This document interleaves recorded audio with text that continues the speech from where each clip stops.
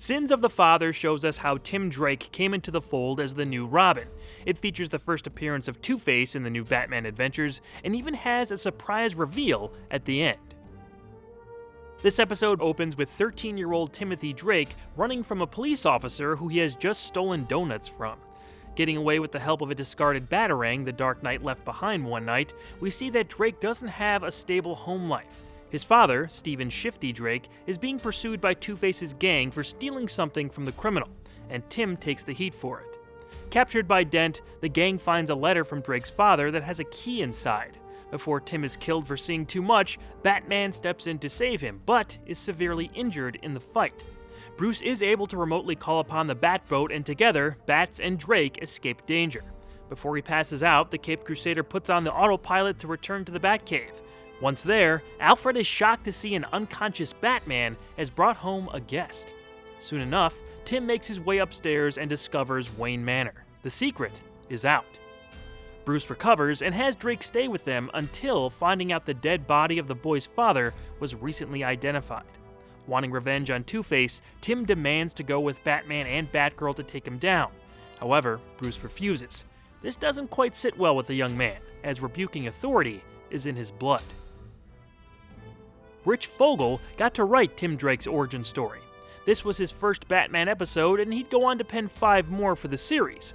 Fogel was a part of the team from Superman the Animated Series, writing 14 scripts there, and would stay involved into Batman Beyond and Justice League.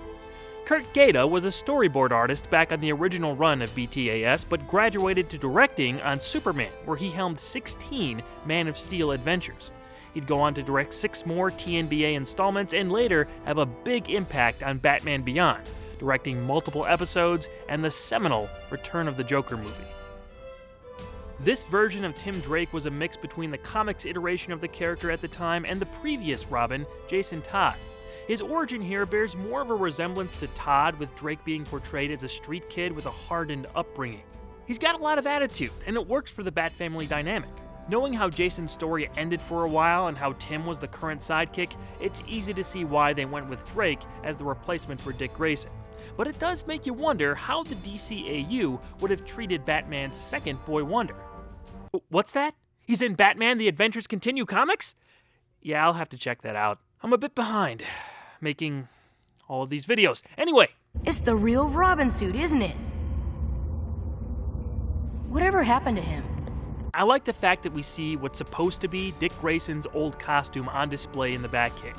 It's not really his old suit from BTAS since there's no green in the getup and the cape is shorter, but maybe they were trying to say this was Grayson's garb from when he first started around Tim's age. In any case, I like the redesign. The shortened cape isn't the coolest looking thing, but it makes sense for a smaller character, and the all red and black bodysuit looks great. Tim finding out the big secret about Bruce does happen a little fast, but we already saw them together in Holiday Nights, so there was no need to waste time. Those scenes do play out a bit tongue-in-cheek anyway. Bruce Wayne, huh? Sorry you saw that. Just kidding. Alfred doesn't seem to care about giving stuff away at this point, so who cares? It used to make Master Dick furious. Most unfortunate. I'm sure it was obvious, but still. Security. Security? Who let Vicky Vale into the Batcave? Speaking of Alfred, this is the first time we see him in the revamp. He looks fine, fitting into the redesigned world without changing anything drastic. It's not like they made him into the Alfreds from Batman Earth 1 or Beware the Batman. His comments about Dick Grayson did raise some intrigue though, and we wouldn't have to wait long to see what happened between Bruce and his first protege. Two-Face's presence here confirms that he fell back into old habits and never got his face fixed, like what was supposed to happen in Second Chance.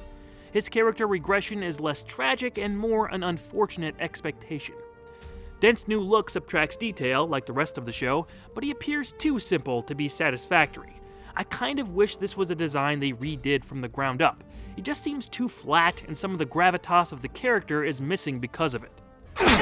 He does get to smack a little kid though, jeez. Another example of the less aggressive censors at Kids WB. The key Tim's dad gave his son was for a locker at Gotham Airport, where Steven left 2 canisters. The canisters contain chemicals which create a deadly gas when combined. He was trying to keep them away from Two-Face, who now has possession of them, and warns Gotham he'll release the killer agent if he's not given $22 million by 2 a.m. Tim then gives Batman a lead on where Harvey might be, the old Janus movie theater. He followed his dad there once while he was working for Dent. Bruce and Barbara head out after rebuffing Drake's desire to join them. When they arrive, a fight ensues, where Two-Face and his gang get the upper hand and start the timer on the gas machine. That's when help arrives. Oops. Excuse me. Oh no. Wearing Grayson's old costume, Tim joins the action. After being smacked with a crowbar, reference? And grabbed by Two-Face, Drake proves his worth by escaping, setting in motion Dent's defeat and the gas machine's disarmament. Bruce decides to take on the newly orphaned Tim as another ward, training him to become the new Robin in the process. But you know what they say about birds of a feather flocking together. Rule number 3. I make the rules. Watch out for that last one, kid. It's a killer. Dick. My word. Hey, no one can be a boy wonder forever. What a great ending. Grayson was back, and all these relationships would take on completely new connotations. It was an exciting way to tease Nightwing's future appearances and became one of the main elements that drew my overall interest in this new era of the show. In terms of some last-minute details, I really liked that they had Tim stay in Dick's old room from Robin's Reckoning, down to the Robin Hood painting on the wall. There's good action throughout this episode, with the climax location of an abandoned movie theater leading to a few fun compositions too.